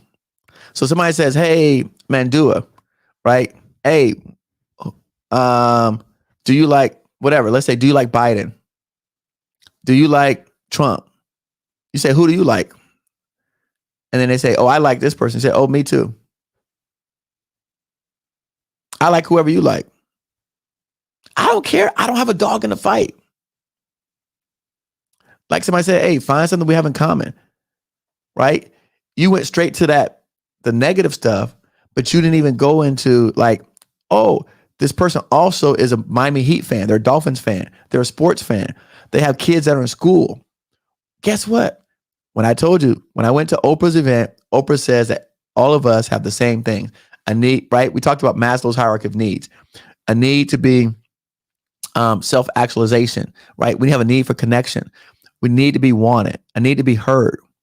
So find something that you can identify that a common ground for this person and use that. You don't have to pick the stuff that divides you. Pick the stuff that unites you and work with that.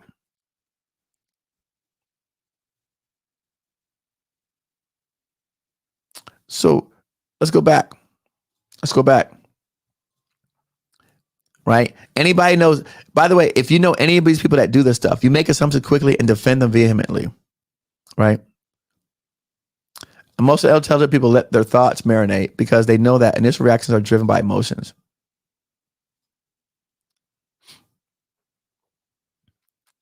Right? Somebody says something, you go off. I saw this earlier. Someone put up in the chat, right? I think it was L.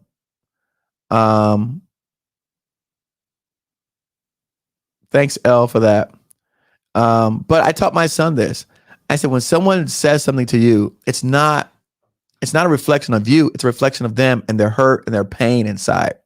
So you can't get upset because someone has trauma in their life and they're just expressing it.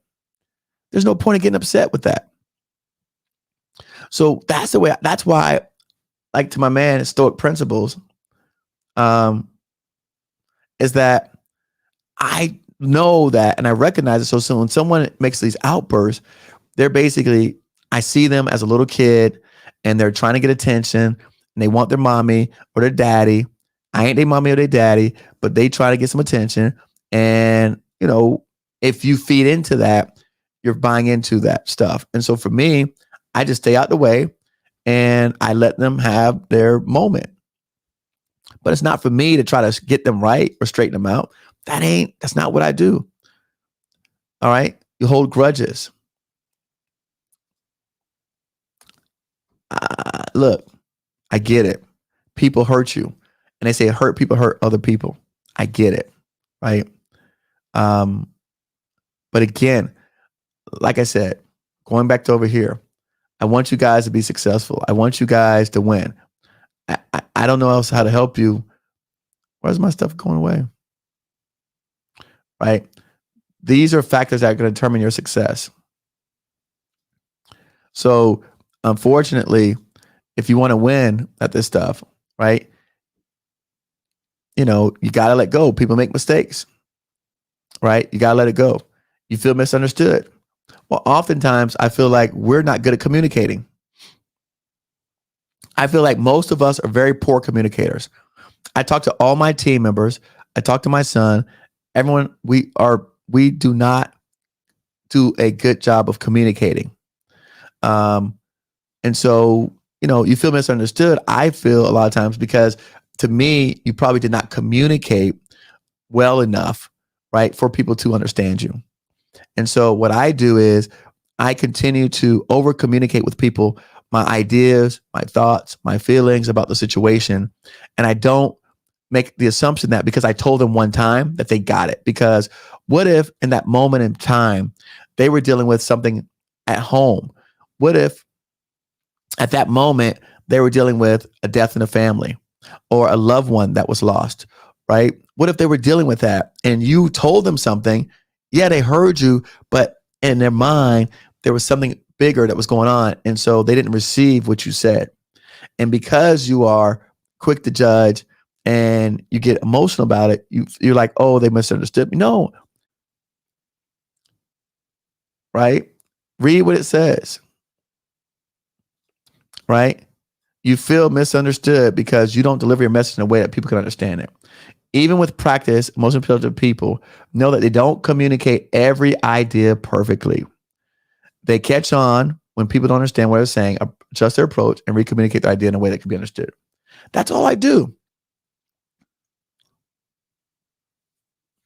right? That's what I do. I don't get mad at the person. I explain it differently, right? I don't get mad at the person. I explain it differently. You don't know your own triggers. We all have triggers, right? I know my triggers. Do you know your triggers? Right? If you study your own triggers, then you can sidestep situations and people before they get the best of you. I know my triggers, right? So look at number 9. You don't get angry. Most intelligence is not about being nice. So don't think that you're kissing people butt all the time. You got to be nice. I get upset. I got upset with my family. Listen, let me tell y'all something. On this trip, my niece came with us. She lives in Orlando, and I saw her 2 weeks ago. She came down for something with her mom, but before that, I hadn't seen her a whole year. She came on a family trip. She's not doing as well as she could be in life, successful financially, all this kind of great stuff. And so, the whole time in the first couple of days, she was on the phone talking to people on the phone and not being present at the trip. And I said to her, hey, you need to be more present on the trip. What's the point of coming on a trip with your family if you're not going to be present? Right? And so she got upset, but she heard the message. So my nephew has his cousin has a different way of approaching it. It's for me, I was communicating how I felt to her because other people were seeing these things, failing to communicate.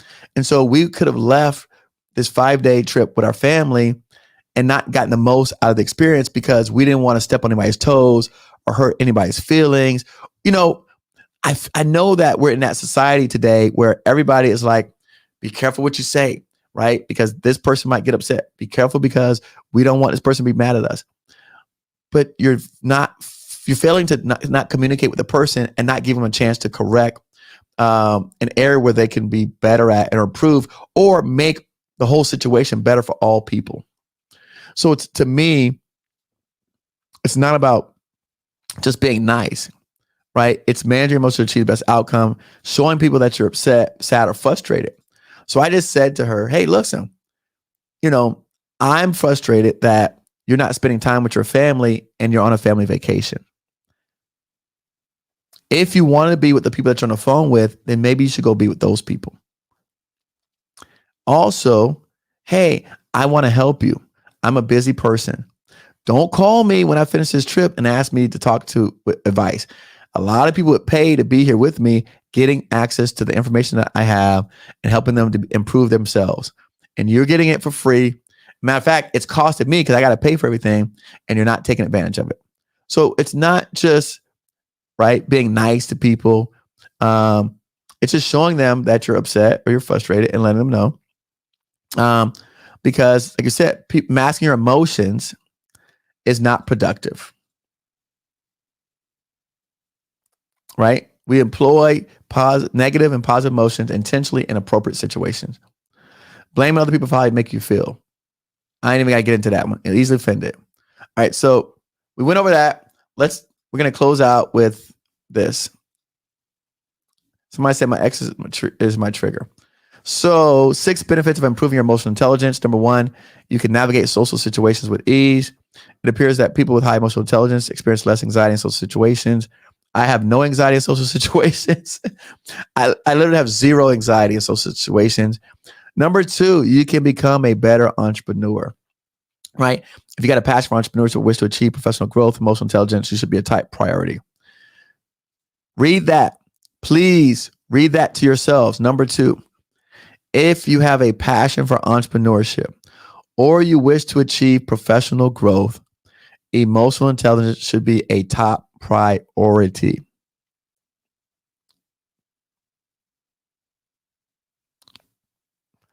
Colin says, everyone loves to throw that into the conversation. People forget real quick about their personal issues. What do we have in common? Getting rich. I'm with Colin. Like on this channel, right? That to me is what we all have in common. Right there, what Colin just wrote. Anybody else, y'all with that? Like to me, right here, this is what we have in common, right there. Okay. That's it. That's it. So that's our commonality right there, folks. Number three, you become more resilient. All in all, emotional resilience is one of the ingredients of a happier and healthier lifestyle. You're less aggressive and more empathetic, just as in the case of stress, frustration, anxiety. Emotional intelligence can be a viable solution for keeping anger under control. You enjoy healthy romantic relationships. Resilient couples who manage to focus on positive aspects of relationships, success, and negotiate are emotionally intelligent couples. Your sense of well-being remains constant regardless of age. Like I said, all the time, I tell people, all right, that I'm grateful, I'm blessed, I'm thankful to be here. If you were at my conference, I told you I can die on this hill. Listen, I was out there physically working construction with my hands. I was out there in the field arguing with people, fighting with people, and that was not who I was as a person. And so when you come from having to really work with your hands and work hard and basically, like I said, get it out the mud, right? If you ever worked in cornfields or bean fields, or if you did any type of physical labor, and now you're on the opposite side where you are using, right, social skills to be successful and to make money. You're using your ability to articulate and communicate ideas and concepts to people to generate millions of dollars. How can I possibly be ungrateful? How can I possibly not be thankful or blessed to be in that situation? How can I feel to be able to give my family that kind of experiences, to be able to go and travel, and my dad, who's 83, to fly first class. And by the way, eat at the best restaurants. We didn't eat at regular restaurants. We ate at the best restaurants. We didn't go to normal people places. We ate at the best. This is the richest neighborhood in the town, right? And we rolled in 11 deep. Okay. So we didn't just go to regular places. That back view is the ocean behind us. Okay. The houses in that community are $10 million homes. So we didn't stay at regular places. We didn't go to regular places, right? This is by the way, we ordered a whole pig for Thanksgiving. That was the pig before it was cut up. All right. So to be able to give somebody this experiences, right? To stay at these kind of places, that's when you sit on the porch, that's your back view right there. Right.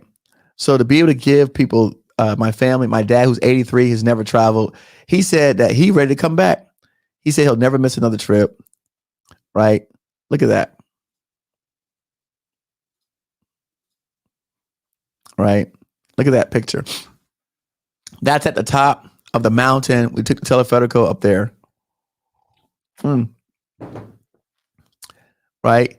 And not only that, right, to have your parents think so highly of you. Okay. Imagine my mom, my dad. Okay. My mom, my dad, her granddaughter, her daughter, her grandson, two more grands, son, another grand, her cousin, right? My son's girlfriend. So to be able to give all these people, look at our backdrop, to be able to give them those experiences. And my dad said he'll never miss another trip again. He don't care what we do. Here's the inside of the house, some parts of it, right at the top of the stairwell, right? To be able to give them that experience. How can I possibly allow, right, something as silly as the comment by, again, this is us at another fancy restaurant on the ocean. So to be able to give them, this is us at a different restaurant on the ocean, to be able to give them that experience, right? Look at my parents. Hey, baby, 62 years married. 62 years. All right. So 83 and 80 years old, to be able to put them on a plane. By the way, this other picture, just so you know, so for context, right? This picture here, we took them into the Centurion Lounge. I don't know if you guys have ever been to the Centurion Lounge before, but we went to the Centurion Lounge, which, by the way, you get free massage or manicure in the Centurion Lounge. So to take them all, let them go to the Centurion Lounge and eat. Again, everybody went 11 deep. So to take them there, let my dad have his first experience. He didn't have to sit down there in the crowds with all the regular people. He didn't have to go down there and fight for the bathroom. He had nice, clean bathrooms, nice, comfy. Look what he's sitting in, nice, comfy chairs. The kids eating shrimp. Okay. You can get all unlimited alcohol, unlimited drinks, Bloody Marys. To have my niece, who's again adopted, to lay reading a book in a Centurion Lounge, right? Look, she's reading a book, now her tablet, and to be able to eat all the food they want to eat, whatever they want to eat, and give that to them. How can I possibly come up here and tell people, right, that I'm not grateful? How can I possibly let folks be able to come in and bring their negative emotions to me and that I accept that? How can I possibly do that knowing all this stuff I have? Oh, I forgot to tell you this. And then my mom told me in this neighborhood that we went into the second neighborhood that I should buy a piece of land. Hold on. So I gave my mom my first class seat so she could ride first class. I gave my dad my first class seat on the way. Gave my mom first class seat coming back. My dad loved it. He got him a rum and Coke. So he was chilling. But then at this house where we stayed at, the second house, my mom liked the house so much, she told me I should build me a house there, just like it. This is my mom now. She said, Eric, you should build a house here too. This is perspective of the inside of the house. This is the kitchen area with the dining room. Kitchen's behind me, pool table. You can see the pool out the window. You can see another bar area out the backside. Okay, another table. This is where me and my son played dominoes. And then upstairs, up here, at least 4 more bedrooms up there. And there's 4 rooms in there. I mean, 6 in the one we're at. So to have your mom tell you, Eric, you should buy you a house like this. My mama told me that. I said, okay, mom, that sounds good. She goes, no.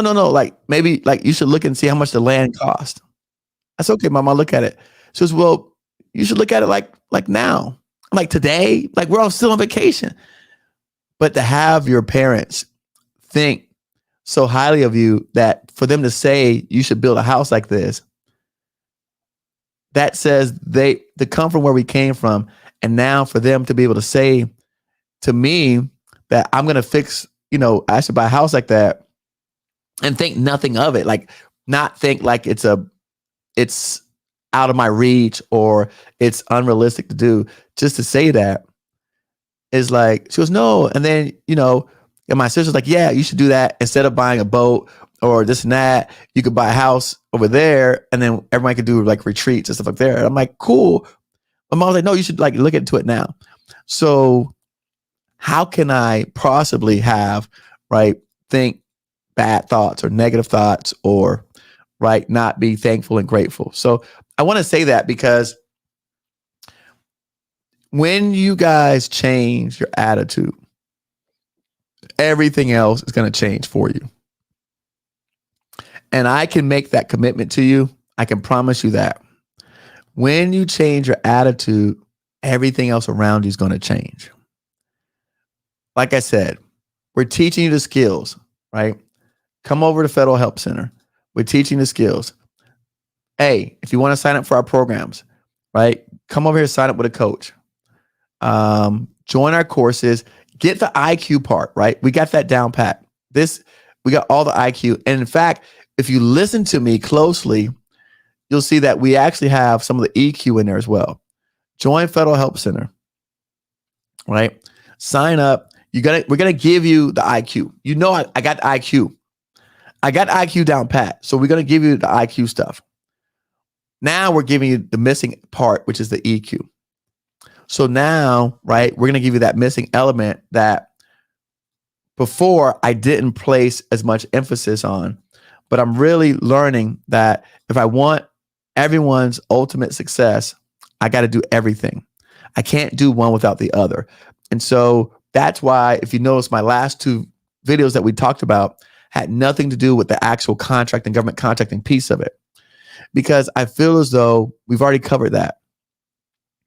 Now we got to get you over the hump, right? Like Elle said, over that chasm. I got to get you guys over the chasm. Chris Facey, who we talked about, who won the transportation contract, his motivation came from watching Wesley, the 16-year-old contractor. Other people's motivations have come from watching Maria. So we know that it works. We know that it's effective. But how do I get you guys over that chasm? What can I do? What can I say? What can I pour into you to get you there? And so that's where I'm going to be spending a lot of my time and energy and effort at, because this is what you need. And according to all the data, this accounts for 80% of your success. And so I'm not one to argue with data. I'm not one to argue with facts, right? If this counts for 80% of our success, this is where we need to be spending our time, our energy, and our effort. And so we want to do that, and we want to help support you in that. And we want to grow together. Frankly, the truth is, we could all have a house over there. I saw something recently that I thought was interesting. And I don't know if I told you guys this, but my goal has always been to buy up, right, 10 and 20 unit buildings around a community where I lived at, to put all like people like yourselves in it so that we can come and fellowship on government contracting. So then you guys come in, and let's say you come to South Florida, you don't have to stay in a hotel. You stay in one of the properties that we already own. And then we could all meet and we go through, right, things that you're working on, things that you're doing, and how do we continue to build on those exercise and ideas. It's kind of like the Big Brother house, except we're not going to all be staying at my house, but we'll be staying on campus, more like a college, where you'll be staying together and all we'll be talking about is government contracting. But in order to do things like that, I got to get you guys to places like this. I got to get you up to speed. I got to get you on some contracts. I got to get you, right, to a higher level, right, of emotional intelligence so that you can be more successful. You can win. You can, right, be appreciative even of bad experiences, right? So I have to do that for you in order to be able to give you these other things that I want to give you. So how do we do it? Five strategies to develop emotional intelligence in the workplace. Number one, elevate your self-awareness. All right. So let's think about that, right? Only when one is aware of how they behave in various situations can they fully know their own feelings as well as those of others. So tuning into your feelings, comprehending your thoughts, observations, your mental state, the greatest ways to do so. It's not required to act all the time, but it's critical to pay attention to yourself. You should also pay attention to how your employees react to you, as this will offer you a better sense of how you interact with them. Allow yourself to be vulnerable. So many of us do not allow ourselves to be vulnerable. Whenever I'm vulnerable, people tell me the truth. We all like to pretend like we have stuff going on. I told you about my bad credit. I told you about my DUI. I tell you about my hardships, about my lawsuits, about losing money, about having to do Uber on the side, about having to get a job while running a business. So when you allow yourself to be vulnerable, It allows people to connect with you, identify with you, see that you're a real person, see that you are a human being. And when you're not vulnerable, then we treat you like robots. It's hard to connect with someone who's not vulnerable. It's hard to connect with someone who says they're perfect. That's difficult to do. So it's hard to connect with people who always got everything going right, nothing going wrong. We ain't got no common ground. I don't see myself in you. So when my man John Bowen, a lot of people smoke weed. That's okay, that's fine. A lot of people had been incarcerated on false pretenses. That's okay. But if you're afraid to tell somebody that because you're like, oh, I want to keep that a secret, I don't want people to know that happened to me, then how can you know, right, what experiences they had that may be similar to yours that can open up and provide some insight?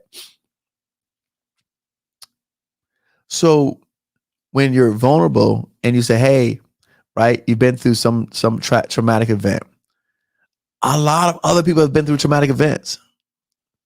So that is one of my superpowers that I use to get people to open up to me. And guess what? That forges real bonds and real relationships. That's why, again, I keep saying we're connected to the people we went to college with because they know your secrets.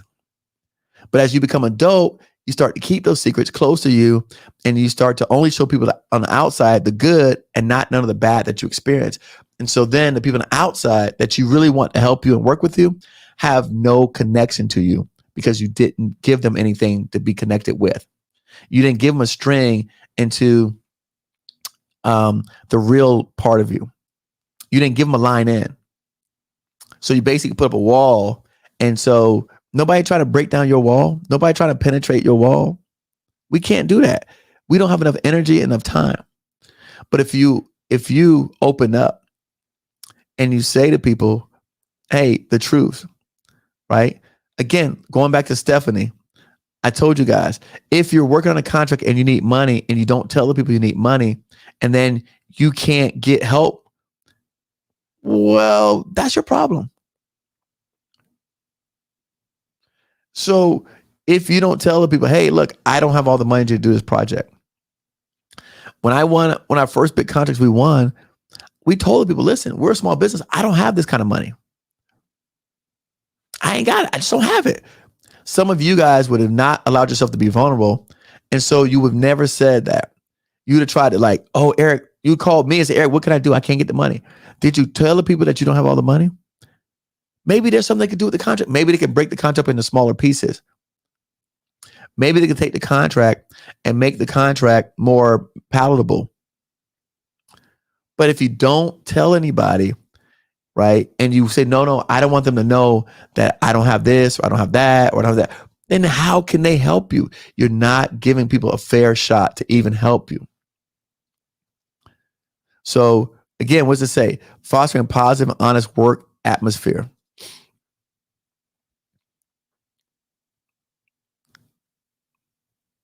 Right? Not dealing with challenging situations. You can't do this by dismissing the negative aspects of the scenario. Number 3, practice empathy. So many of you, you don't have empathy for other people. And it's so sad. I feel like it's so sad that you don't have empathy for people because if you live in America, you are rich. If you live in America, you're wealthy. And I know people are going to say, well, we got homeless people and we got, right, all this other stuff. When I went to the tribal communities visited, they don't call people homeless. They said that they use the word like they don't have a house or something to the fact that what they said they're houseless or something to that effect. They use different terms because they said everyone has a home to go back to. They just don't have shelter, right? They said something like not sheltered or something like that. This is the word they use because we all have a home because people had family. And yes, you say, well, this person, maybe they were in a foster home. Well, guess what? Every situation that you're in, regardless of what it is, there's an organization, a support group out there to support whatever situation you're in. I've seen support groups for people for everything. I mean, I don't care what illness, what sickness, what trauma, what tragedies. There's a support group out there of people that are similar to you and had experienced a similar trauma. You need to go find them and join them if that's your issue, right? But to not have empathy for other people is really a very sad and very telltale sign on you. And unfortunately, right, that's going to carry in all your actions and everything that you do. So I don't want to harp too much on that. Let's talk about number 4, communicate frequently and effectively. I said that to you before. I over communicate. You cannot listen.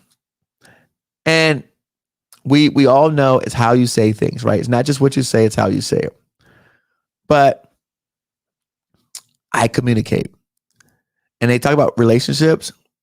I have good relationships with all of my exes, including my ex-wife.